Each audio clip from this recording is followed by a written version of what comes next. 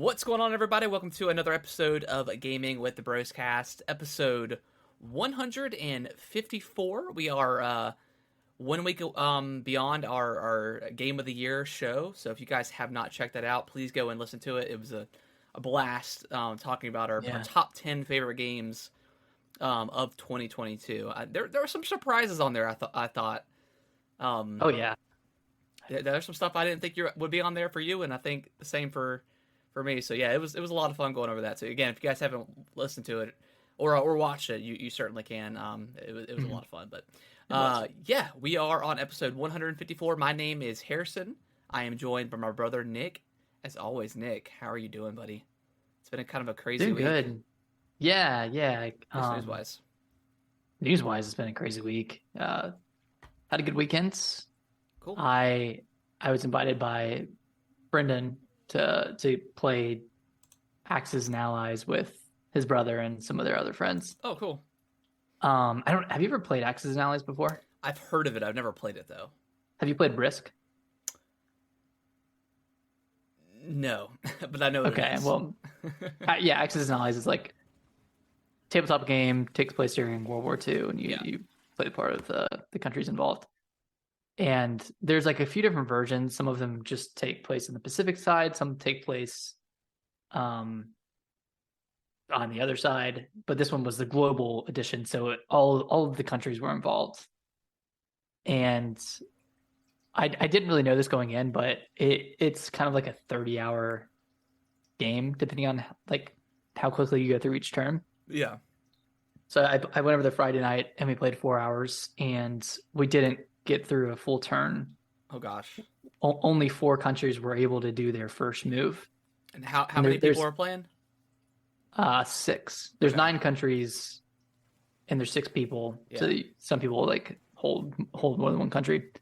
But like each country will do their battle moves and all of their troop purchases, and then it'll go to the next country and so forth. And like once you get through all 9 of them, that's the end of turn 1. Okay. So we got halfway through turn 1 in like 4 hours, and then I went over there Saturday morning at like 9, and we got through 4 turns in the next 14 hours. So we played a total of 18 hours. Oh my gosh. And finished. I think we finished 4 turns, maybe got through 4.5, and I left at like 11:30. Holy shit, dude. And they ended up calling it a little bit after I left, because I was playing as Japan and Ian was playing as Italy and Germany. And I started my first turn by attacking the UK, and then that got the United States involved. Yeah. Which I shouldn't have done, apparently. I mean, I didn't really know this. So I kind of screwed us a little bit, and then it kind of like went downhill from there. But I really I didn't know what I was getting into, and it was like it was a lot. Like each turn takes there was 20 minutes of discussion before each turn took place. Like whatever country went would get 20 minutes to figure out what they were going to do. Yeah. I was like, man, I've never played a game like this before. See, I would love to play something like that, but that's just a huge time investment. Yeah. I think I would rather play something like Risk, where max you're taking like 4 hours. Yeah. And there's a lot less thoughtfulness and decisiveness going into each turn, because you're really just controlling like your army of people. Okay. Yeah. And moving them along, and moving them you're trying to take over areas. Whereas in this one, you have to think so far ahead. You have to buy troops, and then I don't know. There's like 1,000 rules that even before I went over there, I spent like 2 hours just reading the rules. Oh my gosh! And educating myself on all the nuances of each country, because they all had like different stuff. Yeah. It was fun. I don't know if I would want to play the global version again, since like we didn't even get halfway through. But yeah, so that was my weekend. And then I just hung out, played like a little bit of video games, course, watched The Last of Us, and then watched it again with my wife. Yeah. But yeah, how was your weekend? How you been? How you doing? It was good. I was super bummed out on Friday because one of my coworkers had messaged me. He's like, "Man, I cannot believe we don't have Monday off for MLK." And I was like, "Wait, what?" And he was like, "Yeah." He's like, "This is like the first company I've ever worked with, like, you know, in like the professional industry or whatever, that didn't have it off." And I was like, because I was like, I was under the impression I had it off because I had it off with my other job. Yeah. So yeah, found out on Friday afternoon that I did not have it off. So that was a little bit of a bummer, but I mean, it was fine. I mean, like I worked today, but like it was so slow. Like I mean, no one's. Yeah, I mean, everyone thought we were closed, so I just was like watching TV and listening to podcasts and stuff and all day. So it was. Dang, I didn't know you were working today. Yeah, it's kind of bummed out, but it is what it is. But other than that, I mean, it was just it was a good weekend. Didn't really do much out of the ordinary, but yeah, it was solid. Played some Pokemon, you know. Play a little Violet. Yeah, play a little Violet. Nice. But before we jump into what we've been playing, Nick, let's talk about The Last of Us. Yeah, I'm so excited to talk about this. Obviously, the reviews and the stuff came up for like outlets that got to watch the show in advance, and everything was raving. I mean, like it was at one point it was like 100% on Metacritic, which is crazy. Yeah. And knowing myself and how the PlayStation family is and the fanboys, although I knew this show was going to be great just based off the reviews, I still went in with it with like a grain of salt, you know, because like with tempered expectations, because it's The Last of Us, it's super hyped up, which The Last of Us part one and two are amazing, incredible games. And man, what did it live up to its expectations? God, did it live up? Even from the very and are we like doing? I guess we can talk spoilers from episode 1. Yeah, we're gonna talk like 5 minutes of spoilers. Okay. From now until like I think there's 9 episodes total. So whenever we talk about The Last of Us going forward, we're just gonna talk about spoilers. We're gonna try not to talk about like part 2 spoilers or whatever. Just keeping it strictly to the episode. Yeah, just to the episode. We I don't know. We may dive into the actual game itself, but we'll try to give you guys like a spoiler warning. But we'll try to stick it to per episode. But Nick, what were your expectations going in, and your thoughts on the show? I was pretty excited going into it. I really liked the casting. Yeah, I think they did a great job with Joel and Ellie. And they both had like very exceptional performances. And then of course Sarah's actress was like so phenomenal and like really made like you just feel for Joel, because you could see like what kind of relationship that they have, where like he kind of like depends on her to keep him going. Like he just loves her so much, and she loves him, and it's almost like they're best friends. Yeah. At the same time of having a father-daughter relationship. Well, that's what I loved. Like that's what I really loved about that first half. Is it went more into the backstory of Joel and Sarah. Even that little snippet you got at the very beginning of like in the 60s where they were talking about, like a viral infection, was cool too. And then like the one guy was like, well, fungus is our biggest concern. Just talking about the cordyceps and stuff like that. So that was a cool backstory, because that makes sense, because I mean not everyone knows what cordyceps are. So that was really cool, and then getting that whole, I mean that whole first half, like before, like the car sequence and stuff. Even though as a fan of Last of Us, what's coming and what's going to happen. That whole time was just like so dreadful. Like they did a perfect job of just keeping the dread going. To where, like, there was some, I was just like kind of like borderline kind of shaking a little bit, because it was just so nerve-wracking. Like the kind of the anticipation of it. Yeah. Just wondering like how exactly it's going to happen was like it was such a weird feeling. And us having played it before, we know it's going to happen, but even even when my wife watched it with me earlier today, she was like, "Okay, I know something's going to happen to her, but I don't know what it is. Yeah. I don't know if it's going to be a bite from the infected or something like that." Um, and then of course, like when it actually happened, Yeah. it was almost excruciating to watch because it's it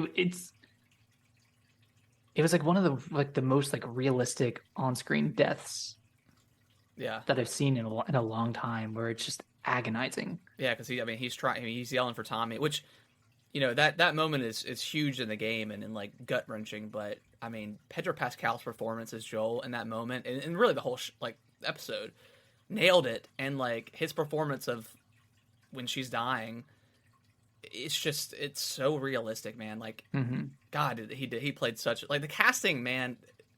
I know people were like kind of like on the heels with like Bella Ramsey. Just she doesn't look like her, I guess, whatever. But just looking at her performance after when we get into the second half, like she is Ellie. Like she sounds Oh, like yeah. her, like her little Perfect. like nuances and Her attitude. like her little bit of a comedic side, like is perfect. So yeah, I think that death scene was more gut wrenching in this series. I thought, while in the game the performance was amazing, like I like this performance a little bit better, to be honest. Yeah, and it was more impactful because they built it up. Yeah, exactly. They showed Sarah going to the go to get Joel's watch fixed. Yeah. They show her like going about her everyday life, hanging out with the neighbors, like all of the kind of like little things that kind of make her such a great character and just such a great person.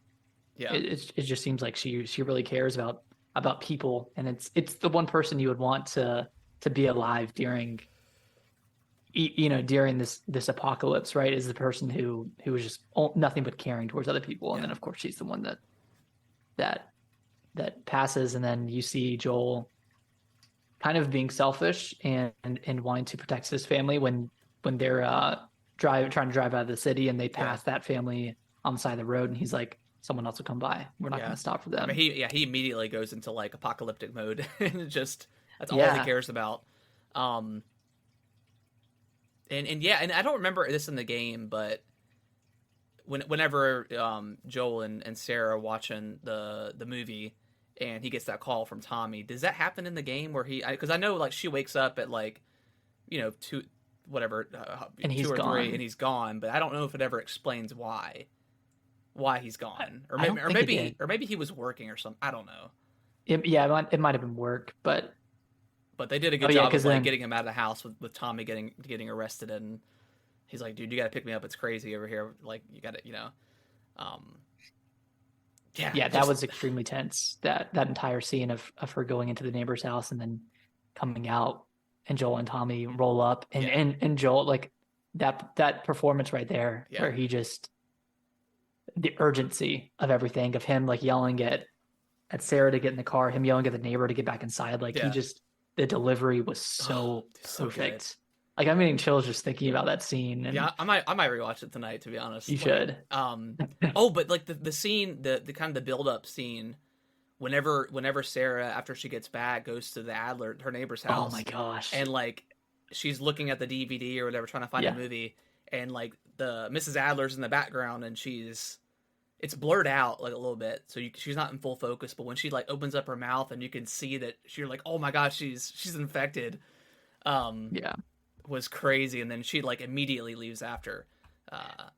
So I have a question on that first scene where Sarah encounters Miss Adler. Yeah, and she's infected. Yeah. So when she's running after her and she runs out of the house, it seemed like she kind of like almost like she died.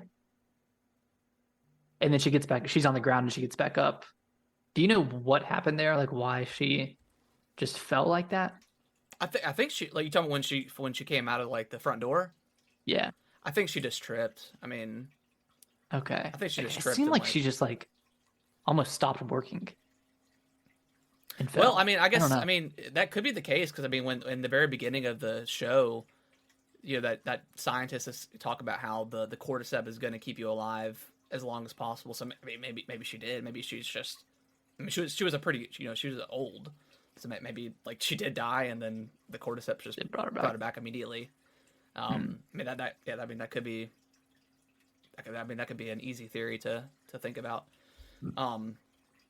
But yeah, and then I mean just the whole like seeing the whole house on fire was like such a beautiful shot, and then you know they finally get into like the town area, and I thought it was cool that instead of like the car hitting them, it was the freaking airplane like came down, and oh dude, it was so. Oh my God. Yeah. Such an awesome scene. They showed those like first 2 or 3 747s coming in. Yeah. And I mean, it looked like they were going to crash somewhere. And then when they're back into the truck and he looks behind him, sees that the other 747 crashing, and then I guess a piece of shrapnel fell off and something like bounced that. off the building and then hit the car. But that was like so cool.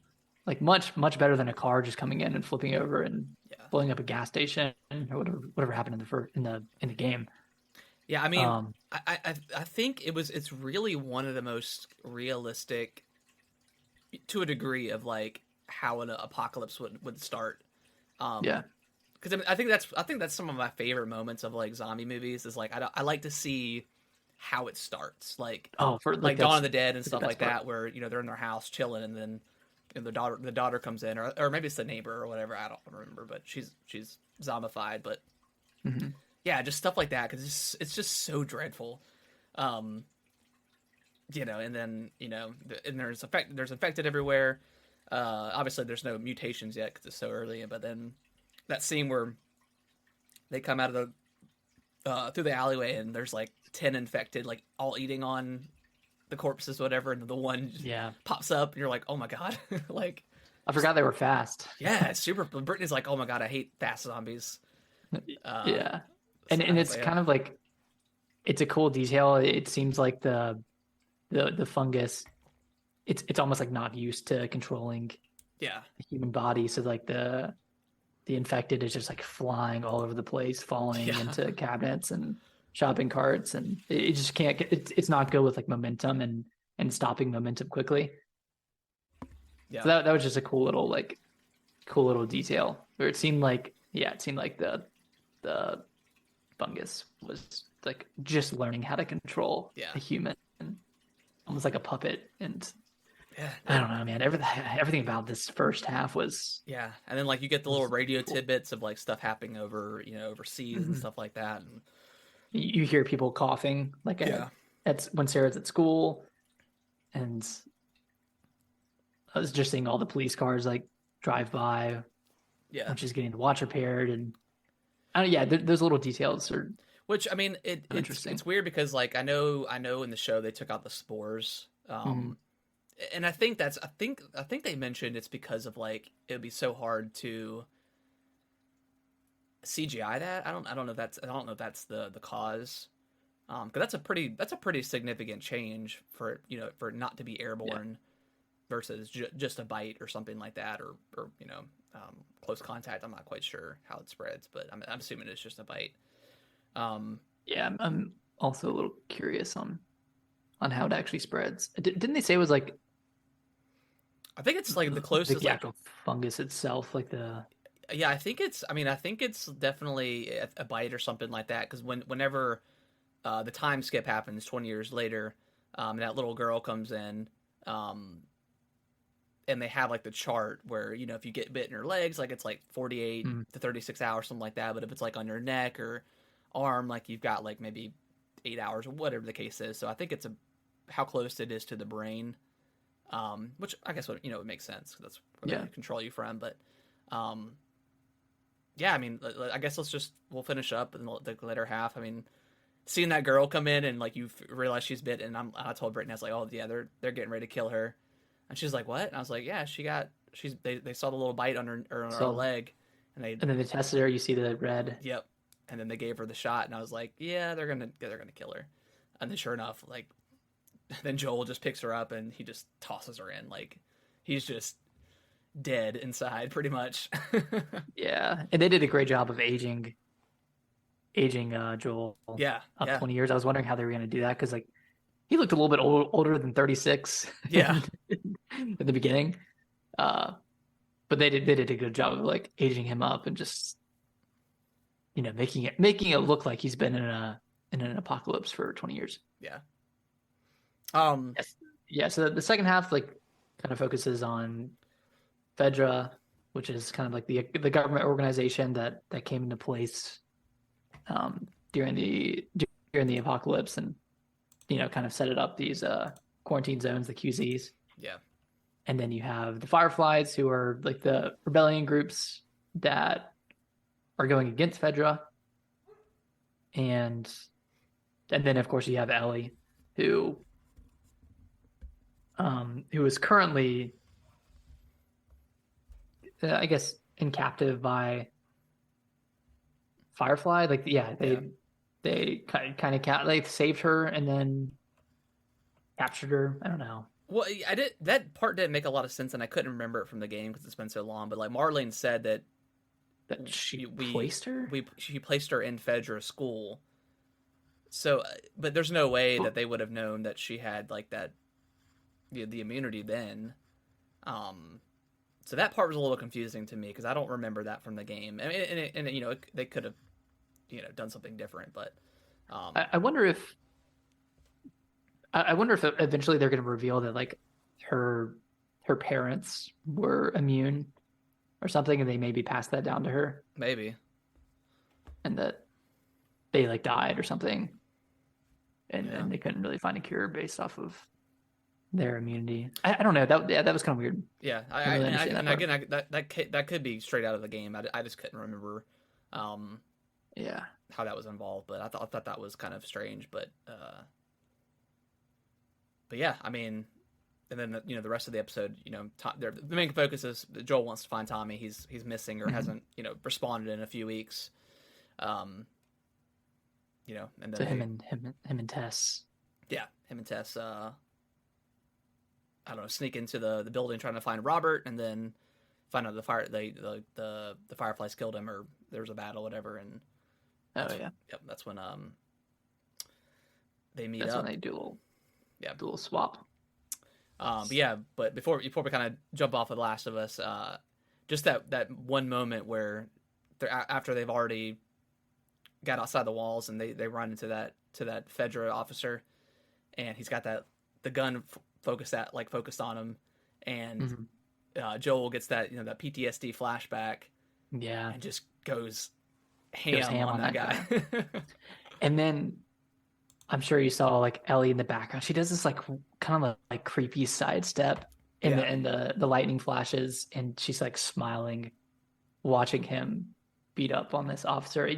If you didn't catch it, you should try to catch it next time. But like, it was just almost like creepy how she almost like wanted to get a better view of him just beating the crap out of this officer, because she wants someone to fight for her like that. Yeah, kind of alluding to like how she becomes later on in the series, but I don't know if you saw this because I didn't catch it until I started seeing some TikToks or whatever. But at the end of the episode, once they're like kind of going into the city or whatever, and it shouldn't have like the buildings. If you look on the top left, when there's like lightning going on, you can see one of the infected like on the top of the building, and it's like the clicker on the top of the building. Oh, really? Yeah. So hopefully next episode we get a deep dive into like the infected and what they look like, because we got a little bit of a glimpse in like the first half, but they were just humans. Newly infected. Yeah. And they said they were going to Bill's. Yeah, they were going to go to Bill's. Yep. Bill, and what's his husband's name? I can't remember. Bill and. Oh, I don't remember. Can't remember. I know you're talking. But they're going to Bill's. Yeah. So. Yeah, I heard one of the upcoming episodes is just extremely sad. Oh, I'm sure. It's probably the one with the family they run into, the dad and the mom and I think the son. But looking at the reviews, I mean they say the first episodes stick pretty closely to the game, and this first one did. And I was a little bit worried about that, but I mean, just the performances were so good. It was really cool to see that in live action. But I heard that kind of the latter half of the show, kind of deviates a little bit from the game, so that could be really cool to see. But Okay. First of all, liberties. I mean, this starting off, this first episode was incredible.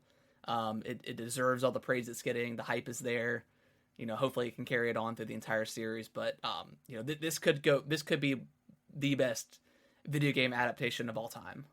I mean, it's so far it's my favorite TV show adaptation. Yeah, it's not even close. I mean, right now. Yeah. Nick, I'm gonna go say goodnight to Kellen, and then we'll dive into what we've been playing when I come back. Sounds good. Gonna dive into what we've been playing. Yeah, since I haven't been playing much of note, so I'll start. Yeah, just playing through more of Nier Automata. Okay. Sweet. I have no idea how. I got it on Switch. I need to pop it in and try it. Yeah, it's the Switch port is really good. That's what I heard. Like, of course, there's like pop in and everything, but for the Switch, it's a bit of a miracle. So I've been having a good time with it. I am like 7 hours in. I have no idea how long the first playthrough is, but really enjoying it.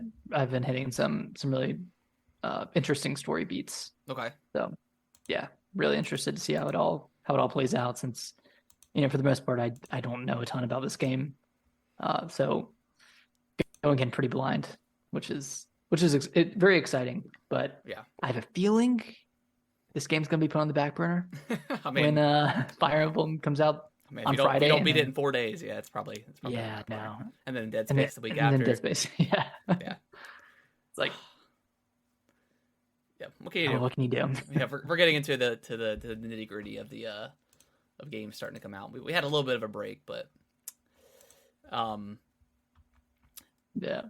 The only thing I played this week, other than I played a little bit of Halo on Friday, which I'm excited because they got an event coming out tomorrow.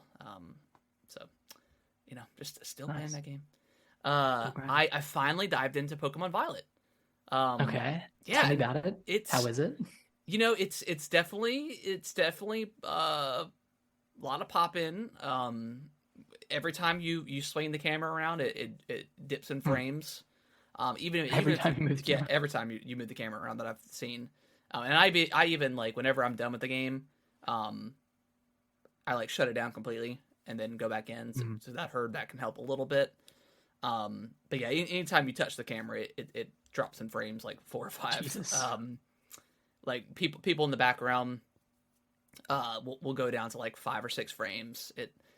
But it's not like, once you get in there, it's not an ugly game per se. Like, it's still got like a nice looking like environment, and just I guess the bright colors help.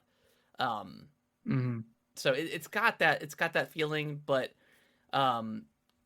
you dive in, you get started. They kind of start you out really quickly, and like you get the 3 Pokemon, and then I think this is the first time they've ever done this, but you go from your house and you have to walk to the headmaster's like house or whatever that's like right down the road from you, and you walk with the 3 Pokemon. So you get like a kind of a vibe of how they walk around and stuff like that, and you can't like battle or anything with them. And then once you get to the headmaster's house, you meet your rival, and then you get to pick your Pokemon. I picked Fukoko, the fire alligator. Nice. And then I guess your rival just picks whatever the weakness is. So she picked the grass type Pokemon. So Sprigata, I think the cat. Not a big brain move right there. Yeah, small brain move. Not big brain. And then like you fight her for the first time, learn how to do the battle system, and then you go up and she's like, "Hey, meet me up at this point, and here's some Pokeballs, learn how to capture, and then you can capture Pokemon and kind of learn how it is." It's some Pokemon are like super small and they're really hard to see, which I was having trouble with a little bit. But I mean, it's kind of cool. Like if you kind of just want to like clear like 4 or 5 Pokemon and not necessarily worried about getting a ton of XP, you can just send your Pokemon out and they'll fight for you, in kind of like real time. And as long as they're stronger, they'll generally win. And they'll come back and you'll get XP share. But again, it's like Is it less 10%, maybe 20% of what you normally get. Oh, So, but I mean, That's cool also that if you it's need there. to, because every time you fight a Pokemon, like you get some sort of like material. So like if you need something specifically, like you could go to a group of Skip Bloom or whatever and have them fight, or whatever the case is. So that's the only way I can really see that coming in handy. But yeah, so far I mean the combat's pretty like it's a standard Pokemon kind of stuff. Like it's still fun, capturing Pokemon and what that and all that.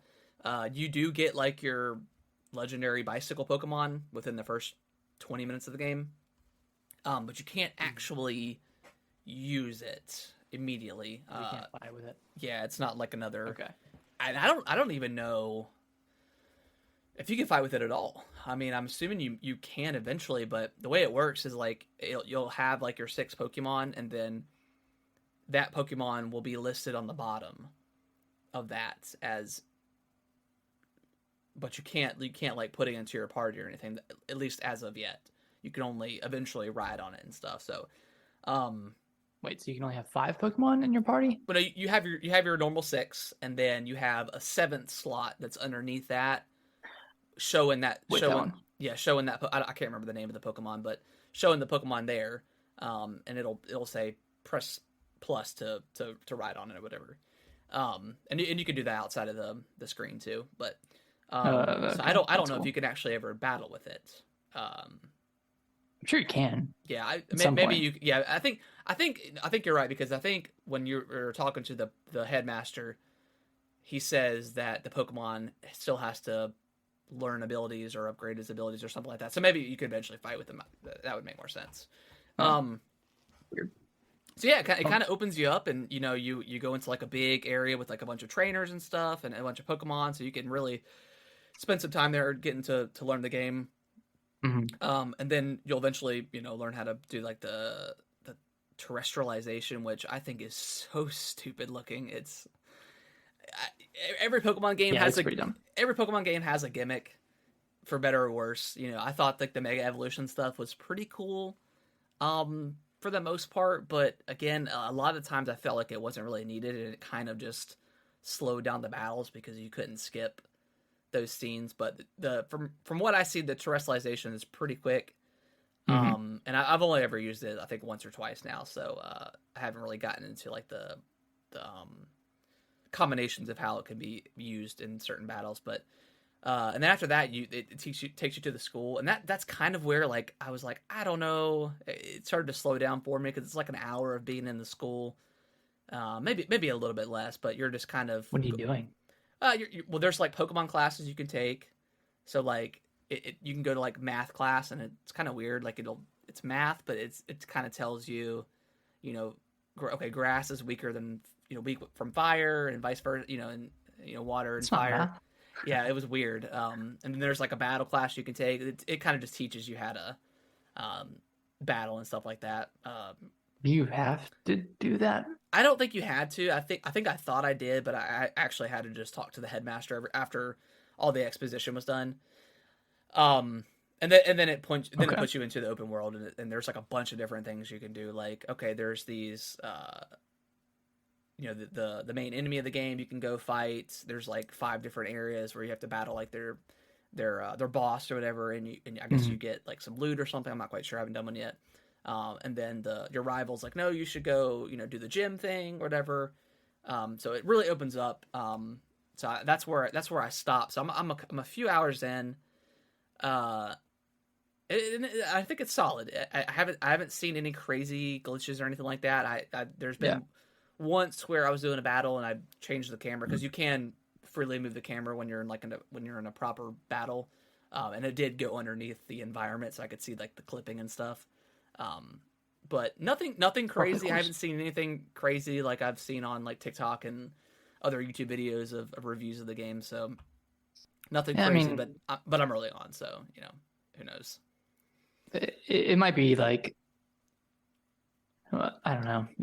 You're more when you're on TikTok and Twitter and YouTube, you're more likely to see the crazy glitches than you are the normal ones, or just nothing. Yeah. Like no one's gonna post a video of the game running smoothly. Exactly. Yeah. But yeah, so far I think it's pretty solid. I definitely had more fun with Legends at the start than I had with this, but you know it's just now opened up, so we'll see what happens. It is in desperate need of voice acting.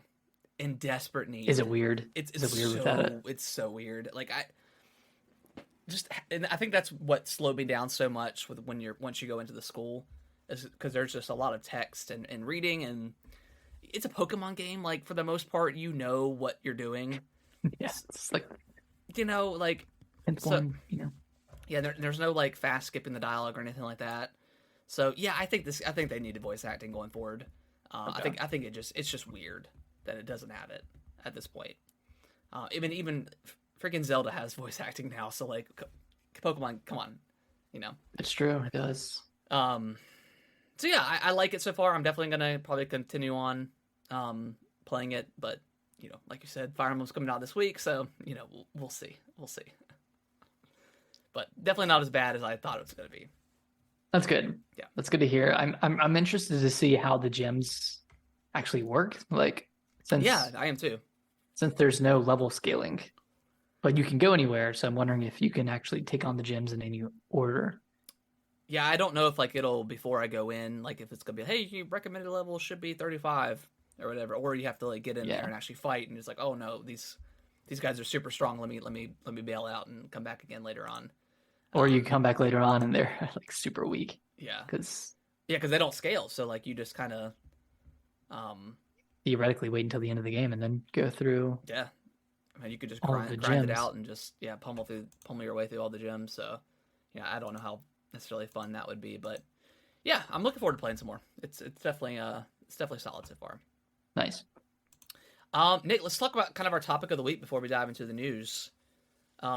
We briefly mentioned Fire Emblem, but what's your hype level right now for this game? Oh, dude, it's like a 10 out of 10.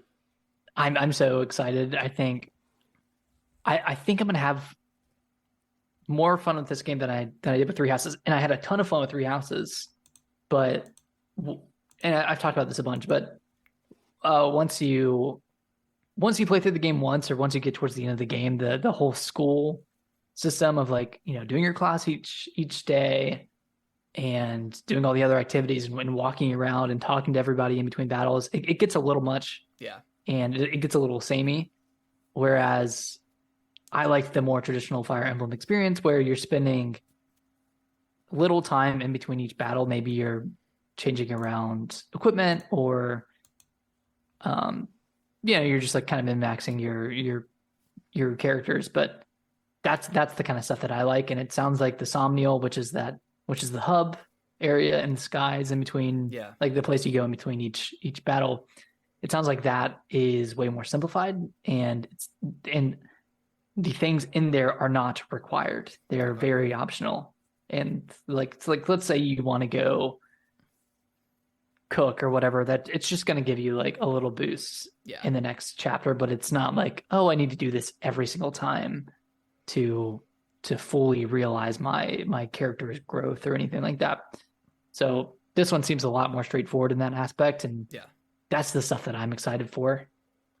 Sweet. Yeah, so I'm pretty hyped. Are you gonna play it on permadeath mode? Yeah. I think so too. Because they also give you like 10 rewinds per chapter, so there's really no reason not to play with permadeath. I didn't realize that Three Houses didn't have like the traditional like triangle. Oh, the weapon triangle thing.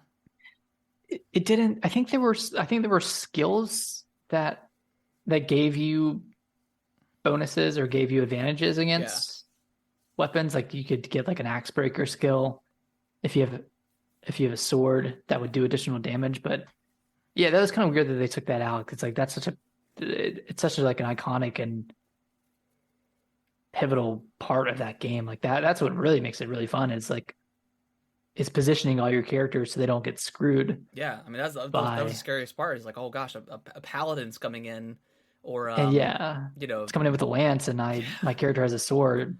You know, it's gonna get pummeled. Yeah, and this game seems really cool too, because like your stance can get broken. So if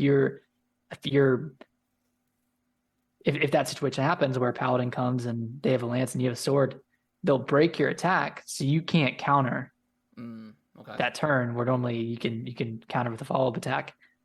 So that's gonna be really cool too, and it's cool that like that can happen on both sides. So yeah, like it sounds OP because theoretically you could just go through pummel everybody with a weapon triangle with a sword versus an axe or an axe versus the lance. But when they can do that to you, it's like they could all gang up on one of your characters, break their stance that turn, and then have everyone else attack them, and they can't attack back. Yeah, like that's pretty big. That's huge. Sounds pretty cool.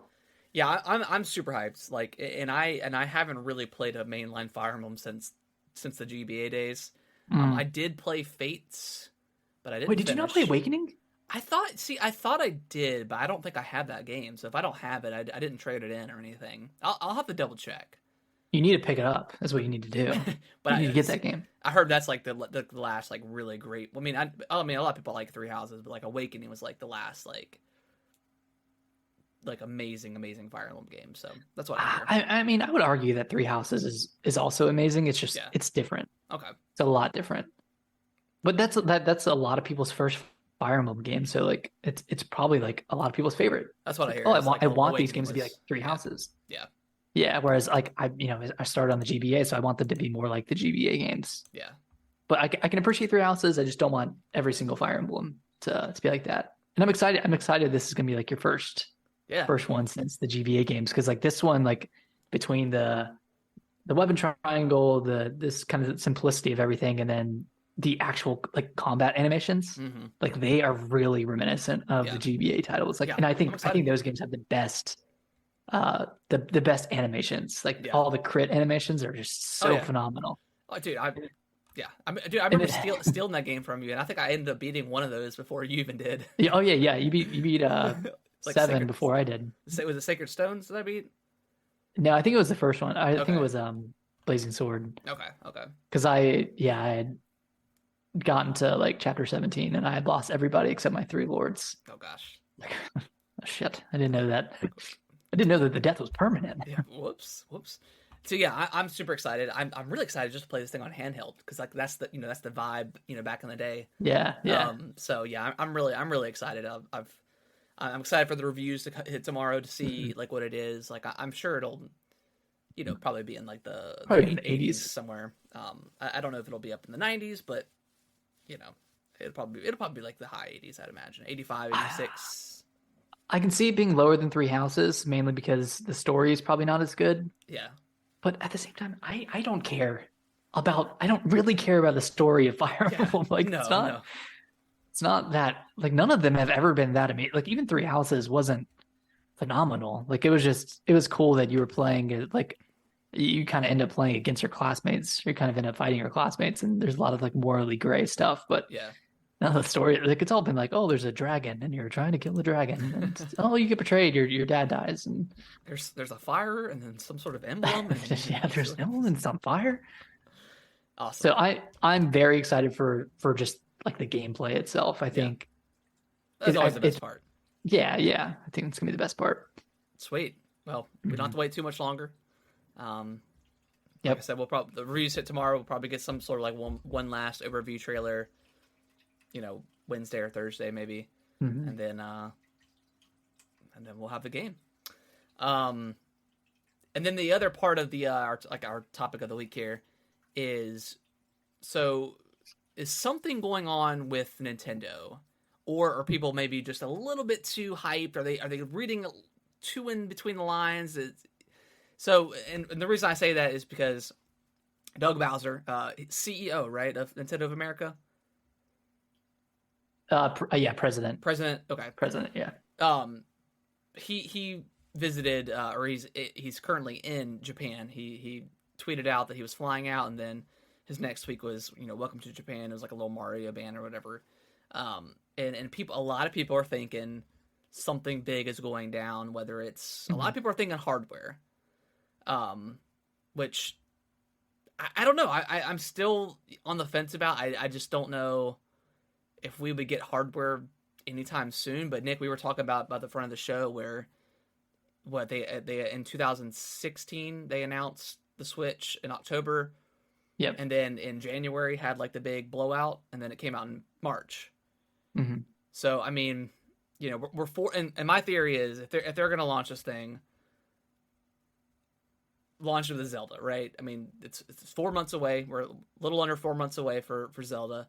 If they were to announce something this week, which would be insane, or maybe next week, and have like a direct. I don't know if it's a director. They just announce the console. Who knows what they would do, but it's probably people just being a little bit too hyped up. We're right around the corner from a direct, and people don't know exactly when that's going to happen. We were thinking January, but now it's probably more of like a February thing for like a proper direct. So, Nick, what are your thoughts? I don't think there's any hardware that is coming out this year. I think if anything, he's going over there to demo, like prototypes, to demo hardware that they're working on. Because he wouldn't go over there to like film anything for a direct, because they can just do that. Yeah. In the United States, and my first thought was that he'd just go over there for like a quarterly meeting, but you said he's been over there a few times over the past couple of months, so yeah, maybe they're gearing up new hardware. I don't think there's anything launching this year, especially with Zelda. Like I know the Switch was announced 3 months before it came out. I feel like that was a bit of an unusual circumstance, just with the Wii U. And they really wanted to get it out as quickly as possible. Yeah. So they had to like, I don't know, they had to keep the gap small between announcement and release, just to capture the hype. But yeah, I don't know if we'll see a new Switch in 4 months. Yeah. I mean, I think that Zelda Switch that got leaked, I think that could well be. I think that's real. Legit. So I don't think if that's real, I don't think there would be any sense of them putting out like additional hardware. Yeah, and that's when we'll know. Like if they do announce a special edition, we'll know that they're not announcing any new hardware anytime soon. Definitely not before Zelda, because they want to sell those special edition consoles. Yeah, and like Nintendo of America, like they don't make any games. They do like localization and I think like marketing for Nintendo. So if we got a direct right around the corner, we've got Zelda coming right around the corner. He may just be going over there to, like you said, test some stuff out. Check in, go over like plans. Like we don't know a ton about what Nintendo's offering at like the latter half of the year, so maybe they're discussing those, finalizing the direct that's going to be happening soon, going over those details.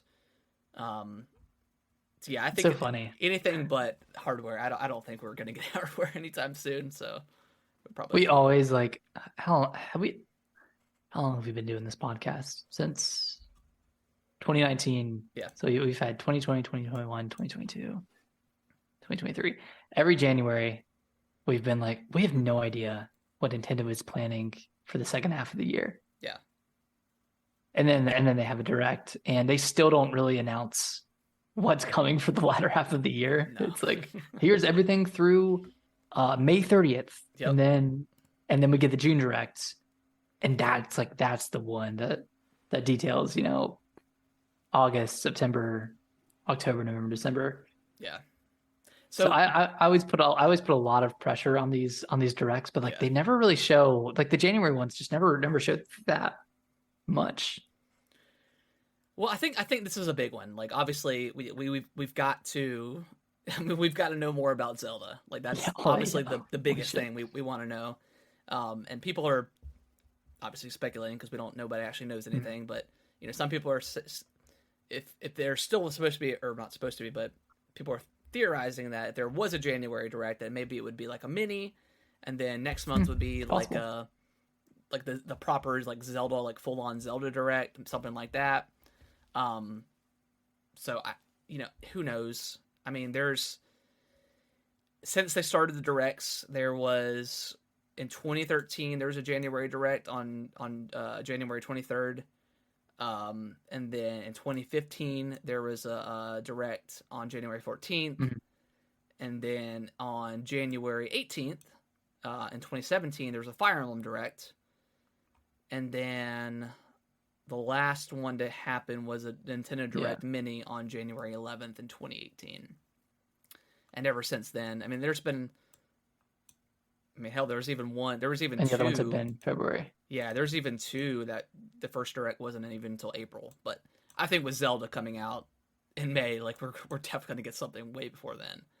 And then the rest happened in February and March and stuff like that. So kind of all over the place with their Direct. So it's really not a... Yeah, even if it's a Zelda Direct only. Yeah. I mean, there's not... You know, there's a lot of different places where it could happen.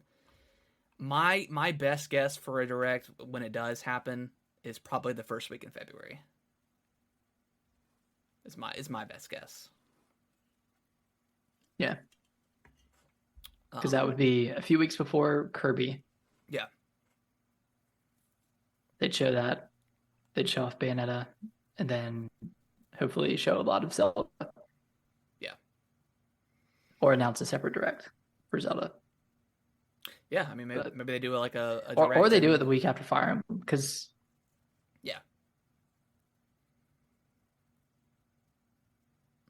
I don't know. It's always hard to predict. Yeah, because like... I still, and this is just the greediness in me for just wanting more Nintendo, like, I still want a regular Direct, because I want to know what else is coming. But then also, I also want a Zelda Direct, because I just want, like, an hour or, 45 minutes of just Zelda. But, I can also just see them tacking it on at the end of a Direct and give it just, like, 20 minutes or something like that. I don't know. Yeah, because we still haven't seen, like... We don't know anything about it. We've got, like, 6 minutes of total like trailers. Gameplay / trailers, and that's like it. Barely gameplay. That gameplay was so curated and so like each clip was so short. Like maybe you could really barely seconds, tell. 15 seconds of gameplay maybe total. Yeah, I don't know. They really need to. I mean, they don't need to say anything because it's gonna sell and people are so excited for it anyways. But like, I am like really anticipating them just giving us anything about this game. I just want to know because I mean, there's just obviously people are going nuts with just speculating and stuff like that, but there's a potential multiplayer aspect to Zelda, and people are theorizing that maybe it could be like some sort of like Dark Souls-esque, because I don't think like straight up co-op is going to happen. I don't want that. I think that would kill the frame rate too. Yeah. I don't even know if that's possible. But like, I don't know, like have like something where, like Dark Souls does where you have messages. You can leave messages for people. Hey, go around this corner and there's a cave entrance, or hey, be careful, there's goblins or moblins right or here. Try tongue butthole or something. Yeah, or you just troll somebody and say, here, there's treasure below. Treasure below, and then you fall off. Like that would be awesome. That's the only multiplayer thing I think I would want from a Zelda game. But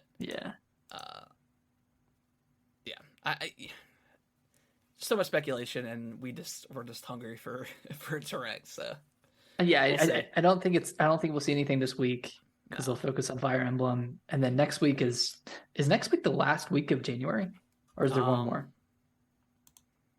There's 1.5 more weeks. Yeah, I mean, including next week. So, we're getting there. I mean, they could announce it.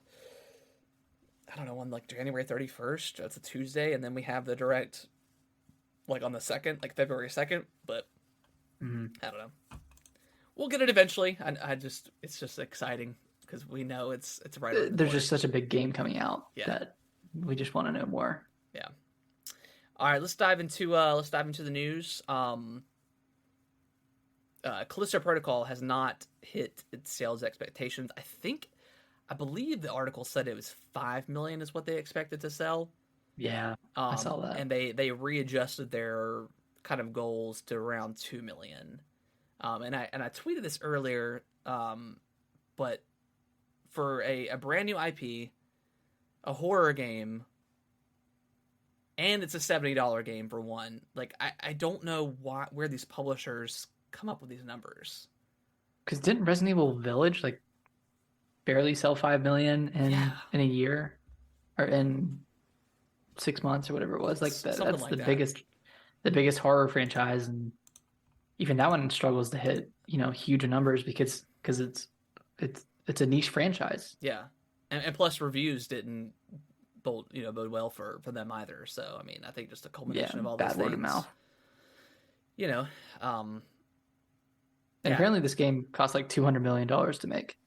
yeah. I mean, they It's like, they where were did that touting it go? as like a quadruple A studio, game, which is I don't know, In insane. hindsight, that's a little crazy to A say. little much. I mean, the game was gorgeous. Like it was one of the best looking games I think I've ever played. But just Yeah. yeah, I don't know. Just I mean, the gameplay, like the combat, I thought was really fun, but just the slow animations of healing and trying to switch weapons just killed it. I thought Mhm. for a lot of the sections. Um, Agreed. Yeah. Like, I don't. I mean, do you think this game will get a sequel? Probably not. Probably not. I don't think so. I mean, there's DLC coming. Like they have a season pass, I think. I don't know if you can buy it yet, but there is a season pass. So we'll inevitably get how the game ends because it kind of ends like pretty abruptly. So Unless that's saved for a sequel. maybe yeah. I mean, unless they dive into I don't know someone else on the station or whatever. Mm-hmm. They could definitely do that. But uh, I mean, I'll be interested in the season pass when it drops. But yeah, I think expectations are just a little bit too high for sales for this game. Yeah. 5 million's a lot Yeah, for for a new for a IP. new IP Yeah, in any genre. yeah. But You know. but horror is just not a huge genre. You know. Yeah. Hopefully, this doesn't deter studios from making horror games, and they realize that it's probably bad forecasting and bad word of mouth that cause them to be below expectations. Like 2 million is still pretty good. Yeah, I mean that's great. But Maybe not on a $200 million budget, but yeah, I mean what you know, 70 times 2 million? That's $140 million. I mean, granted, that's not lost. straight up. Yeah, not straight up. And it's not all theirs. Yeah, I mean you got to whatever. Yeah. They advertise the hell out of it though. Mm-hmm. I see ads everywhere online for Yeah. Callisto. So I mean, we'll see. I mean, you wanna read the next one, Nick? Yes, man, Ubisoft, they just can't catch a break.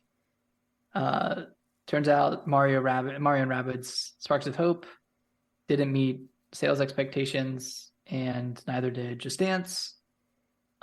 They canceled some unannounced projects, and then Skull and Bones has been indefinitely delayed. Yeah, they said it could be I guess release like coming out in the next year ish, but they didn't give it an exact release date. They did said it's still Mhm. definitely coming.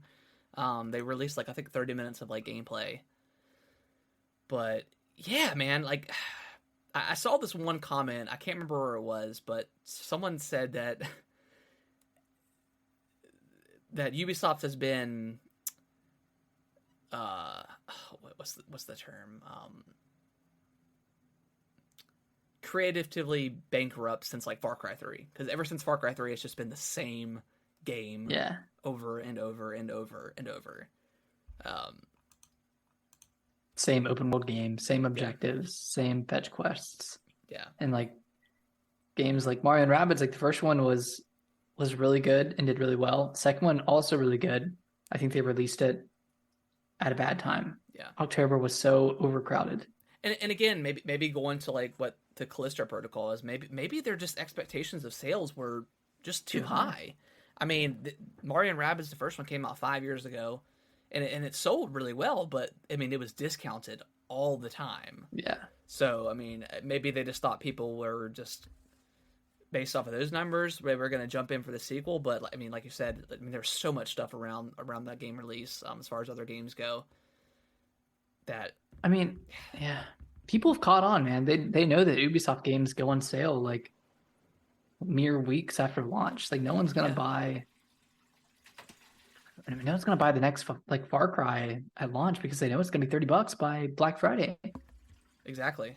You know why? Like, and they're all the same. Like, Yeah. it's the same thing. Just just recoded in a different country in a different area. Yeah, and I think they're thinking that hopefully the next Assassin's Creed that comes out is going to do really well for them because I think a lot of people are clamoring that they don't want an 80-hour RPG Assassin's Creed game again. They want something that's a little bit smaller scale. They want like a traditional Assassin's Creed game, and when these games cost hundreds of millions of dollars to make, of course they're going to disappoint. That's just not sustainable. Especially like Ubisoft doesn't really have, like, other than maybe just dance. They probably sell like dance packs and stuff like that. I'm not quite sure how that works, but they don't really have a game that like makes them money, like constant money. They're not like a Fortnite or a Call of Duty where, Activision has other games that they make, but they can always rely on the Call of Duty money to continuously give them money, whether it's, skins, season pass, whatever, battle pass. They don't. They always try. Like they had a bunch of free to play games that came out. Yeah. Over the past 5 to 7 years. Like they tried with multiple IP and just like they had that Apex like game. Oh, yeah, I know what you're talking about. Like that kind of crashed. They had, I don't know, they had a few other free to play. They had like the Roller Drome game. Like they always try interesting stuff. Like they had, Steep, and then they had Riders Republic, which it's fun. It's a fun game, but it kind of still has that like open world Ubisoft problem. And then, of course, they discounted it to $30 like a week after it came out, and I was kicking myself for buying it day one. Yeah, I'm never gonna do that again. Yeah, I mean that's I think you nailed it. It's just like Ubisoft has just that perception that within a couple of weeks it's going to get discounted for some reason, and it's fine to just wait, or just wait a year to play because it's 6 months, like $10 or something crazy. So yeah, I mean I think for the most part, like other than Assassin's Creed, like Valhalla, like I just haven't touched a Ubisoft game in a very long time. I just don't find those games that much fun anymore.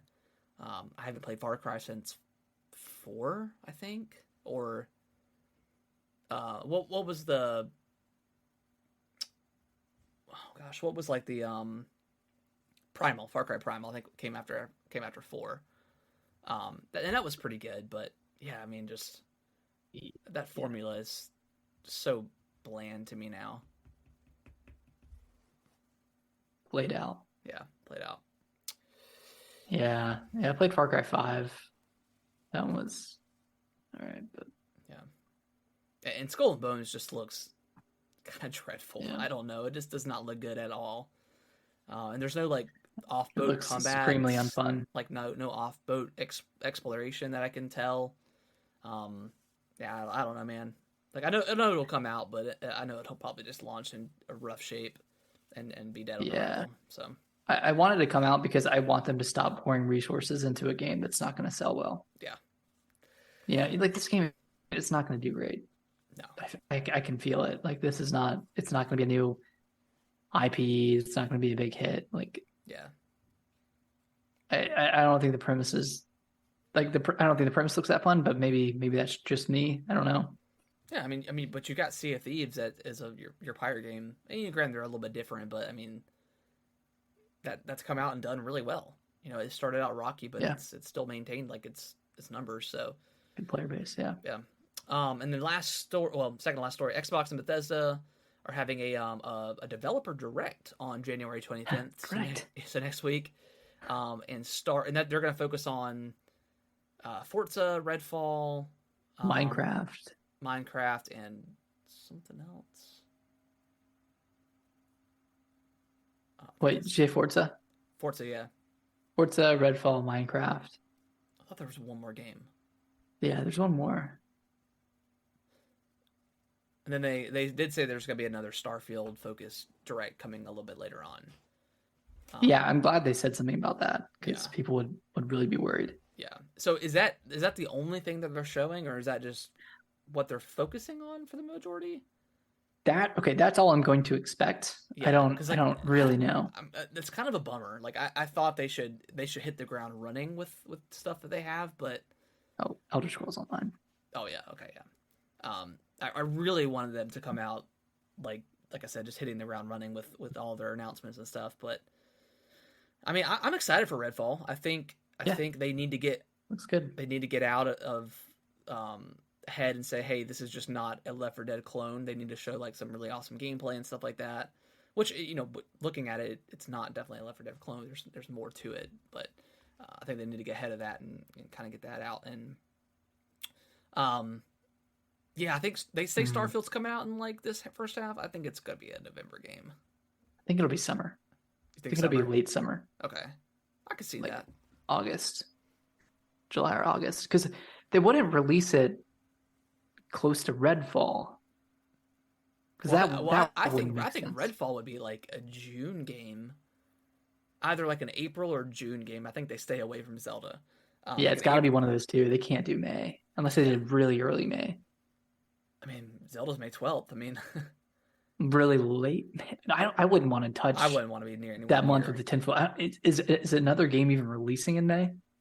There might be, but I'm not quite sure. They don't have anything released in May, I don't think. Yeah, either April or June. I could see maybe Redfall, and then I don't know. Maybe Starfield comes out in September or July, maybe. I feel like it would be like a really good summer game. Yeah, I mean, I'm fine. We just need to see more of that game because right now I'm just not. It's hard to be excited. Yeah, I'm just not like pumped for it at all. So yeah. I mean, if that's the only thing they're focusing on, that's kind of a bummer. Okay. Because like I really don't care that much about Forza. Obviously, Elder Scrolls I never played online. Right. You know, could care less. So yeah, a bummer if that's it. But maybe they'll have some other stuff. But like you said, that's all we're gonna expect. So we can't necessarily be, you know. I mean, I guess at the very least, I'm glad they're having a showcase. I'm glad they're showing some games, but only 4. Like they can't even like throw some third-party games, some indies, maybe try to get a Hollow Knight in there to some degree. I mean, I don't know. It's like, yeah, I mean, I don't know. Maybe they go for Game Pass stuff, and I mean, just here's some more. Yeah, I'm sure there are Game Pass. I'm sure there are more Game Pass games coming. Yeah, I mean, we've got Monster Hunter coming out soon. Yeah. So I don't know. Actually, I remember them.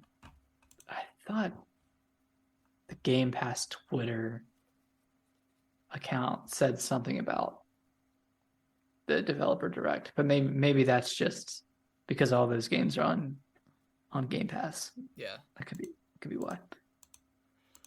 But I don't know. They could show off like Wolong, like that's coming out on Game Pass. There's Atomic Heart that's coming out on Game Pass in the near future. So I mean, they could, but they said partnered, so or developers. So maybe that's just specifically first party stuff. So yeah. I don't know, but you know, it's cool. It's cool that they're doing something. Yeah, I mean, and they could always do something else in like the following month. Yeah. Nick, let's switch over real quick, and then we'll do our last story, and then we'll wrap up. Okay. All right. So our last story, another Nintendo story, but there's some patents out there, specifically a VR patent, that was discovered that also mentioned that the next potential Switch system or whatever the next hardware is may not have backwards compatibility. And obviously companies file patents all the time that don't ever, you know, bring the light of day of some of these, you know, concepts and stuff like that. They patent it just in case, you know, they want to do something with it in the future, they can. But I don't know if Nintendo does VR. I think that's very weird. I mean, they've got their, you know, the Labo VR thing, which, you know, it's not necessarily VR, but they've got that. I just don't see Nintendo going into the VR space. Yeah, because to be able to do VR, you need to have a really powerful console. Yeah. And that's not really their focus. I mean, I don't know how they would do it. Especially if they have an entire console centered around VR, I think that's a bad idea.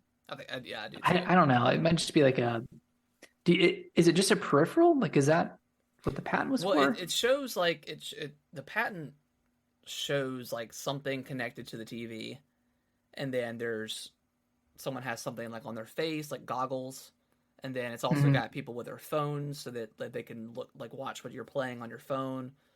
Um, Okay. so I mean, kind of like the Oculus, I guess. You know, you can watch people play and stuff like that, and you can put it onto the TV and stuff. So who knows? You know, I don't think VR is.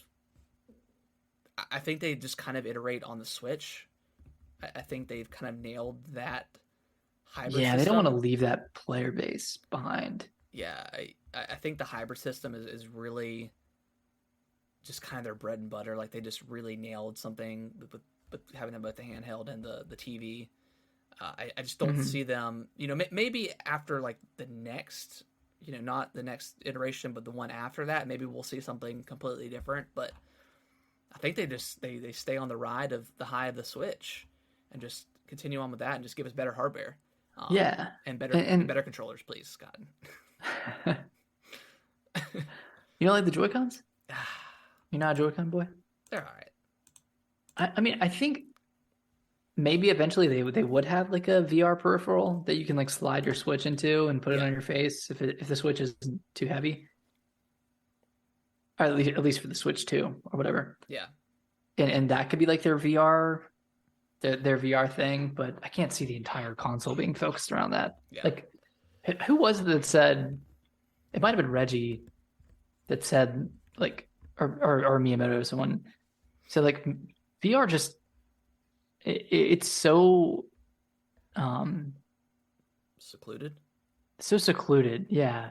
It's so lonely. Like Yeah, you're in a room with a bunch of people, but it's just you and like no one can really get involved. And he said that until they can break that barrier, until they can break that boundary, then yeah, then they wouldn't be interested yeah. in I mean, VR which I because mean, I've looked at the patent. I mean, it has a room, you know, of like 6 or 7 people, and they're all in different ways participating in this VR. So I mean, it's Mhm. a possibility. As someone that doesn't really care for VR at all, um, I don't want them to do that. But like you said, if there's like a peripheral or something that you can, you know, like a separate thing, like maybe like a PlayStation VR or something that kind of complements the system, then maybe that's a possibility. But for Yeah. something like if it's completely focused on VR and that's how you have to play, that just doesn't make any sense to me. Because that's just such a niche market right now for the most part. Yeah. I mean, Um, yeah, Switch 2 is a hot topic.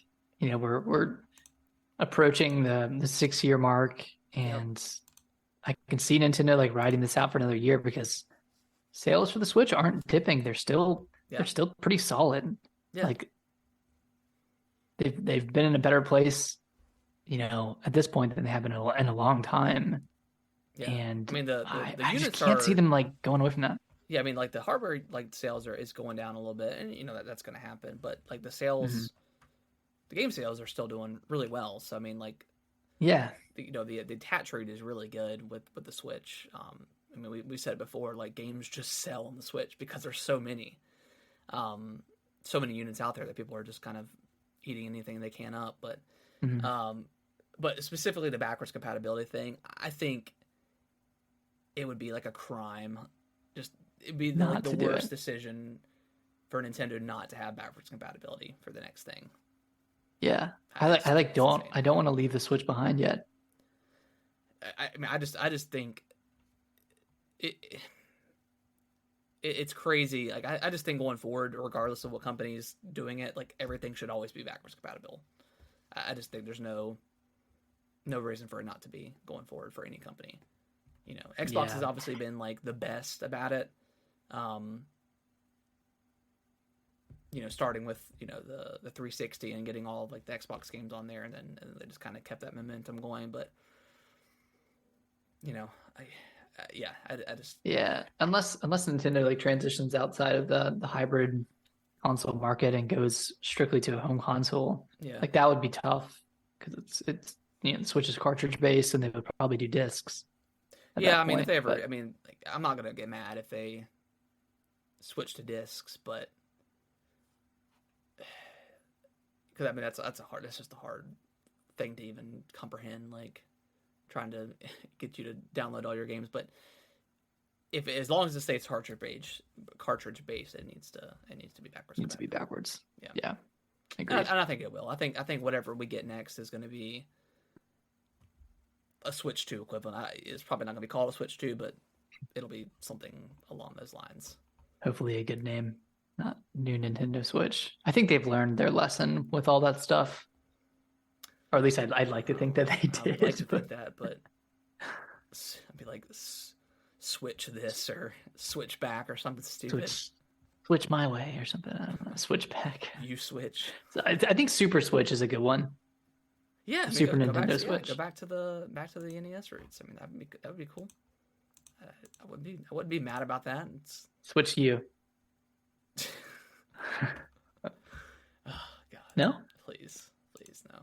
Is it an add-on? Is it a peripheral to the Switch? What is this thing, man? I don't know. So, yeah, I think it's going to be backwards compatible with whatever they do next. But